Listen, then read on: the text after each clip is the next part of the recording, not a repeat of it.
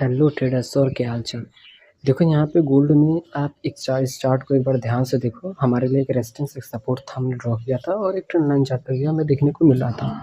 तो एग्जैक्ट उसी तरीके से यहाँ पे फॉर्मेशन हुआ और ट्रेड यहाँ पे किया। ठीक है, इसने ब्रेक डाउन किया, कंसोलिडेशन किया, तो सिंपल सा हमें स्ट्रेटजी दिख रही थी कि अब यहाँ से मार्केट गिर सकता है।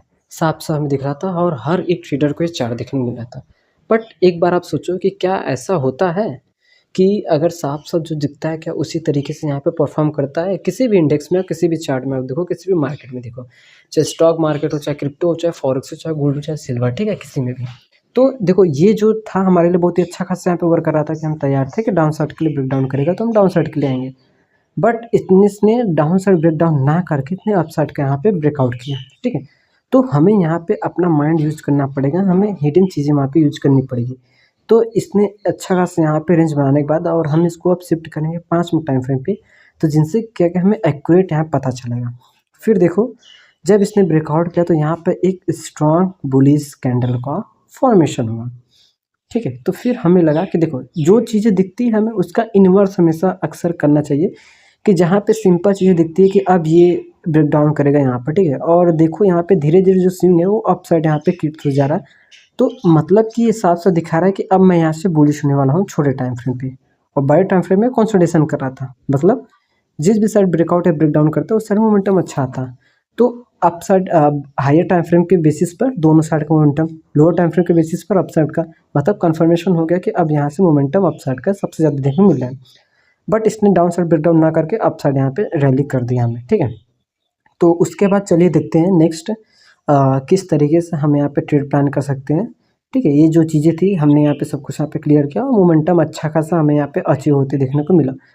तो यहाँ पर क्या है कि अक्सर हमें एक चीज़ को फॉलो नहीं करना, हमेशा एनालिसिस की वीडियो देखनी चाहिए। उससे हमें बहुत कुछ यहाँ पर सीखने को मिलता है कि कैसे क्या करना चाहिए, रीज़न क्या है, सबसे इम्पोर्टेंट है रीज़न को समझना, ठीक है? तो हम क्या करते हैं, इन सबको यहाँ पे पूरा डिलीट करते हैं और निकालते हैं एक रेजिस्टेंस और एक सपोर्ट, एक ऐसा रेंज जहाँ से ब्रेकआउट या ब्रेकडाउन के बाद एक अच्छा खासा मोमेंटम हमें देखने को मिले, ठीक है?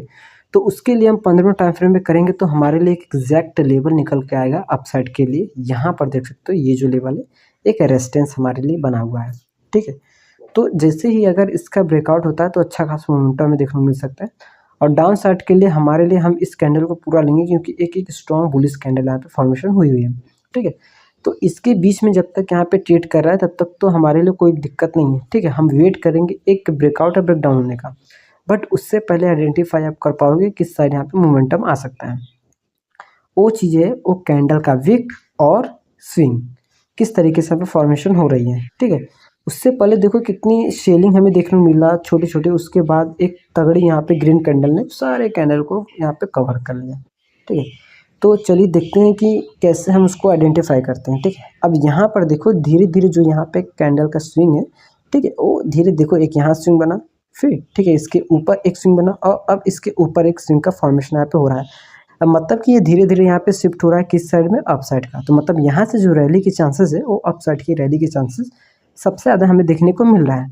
तो हम वेट करेंगे इस लेवल का और इसके बाद देखेंगे डेस्टिनी क्या है। ये सबसे इम्पोर्टेंट है डेस्टिनी कि देखो सबसे पास में जो डेस्टिनी रहती है वो सबसे ज़्यादा क्या है कि हमारे लिए बेनिफिट रहता है, उस साइड हम ट्रेड फाइंड करने की कोशिश करते हैं, ठीक है? तो धीरे-धीरे स्विंग जो कि वो अप साइड यहाँ पे शिफ्ट हो जा रहा है और प्रेशर देखा जाए तो अप साइड का सबसे ज़्यादा हमें यहाँ पे देखने को मिल रहा है। तो हम क्या करेंगे, सबसे पहले देखेंगे कि डेस्टिनी क्या है हमारे लिए, ठीक है? और जैसे अगर इसने अप साइड का ब्रेकआउट किया तो अप साइड, डाउन साइड का ब्रेकडाउन किया तो डाउन साइड में, ठीक है?